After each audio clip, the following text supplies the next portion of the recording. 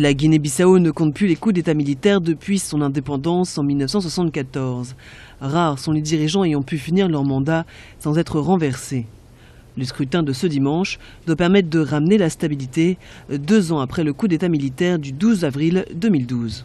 Nous avons rencontré Anthony Idjé, le chef d'état-major. Nous avons reçu l'assurance des militaires qu'ils vont accepter les résultats. Je suis sûr qu'il n'y aura pas de problème. Le climat est propice pour qu'on puisse inaugurer un nouveau chapitre dans l'histoire de la Guinée-Bissau. 2 candidats sont en lice. José Mario Vaz est candidat du PAIGC, le Parti africain pour l'indépendance de la Guinée et du Cap-Vert.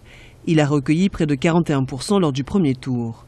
Et le candidat indépendant, Nuno Gomes Nabiam, qui a reçu le soutien de 13 des 15 partis ayant participé aux élections législatives du 13 avril. Le pays pourra gagner en stabilité, notamment au niveau de la sécurité, au niveau des militaires, si le président, le nouveau élu, arrive à s'imposer à cette armée et apporter aussi des réformes pour cette armée. On sait bien que cette armée est gangrénée par le trafic de drogue, plusieurs choses, et c'est une armée qui est poussée à faire des coups d'État du moment où ses intérêts sont menacés. Et ce qu'on peut souligner aussi, c'est que malheureusement, le candidat qui est en tête, Mario Vaz, n'est pas le préféré de l'armée.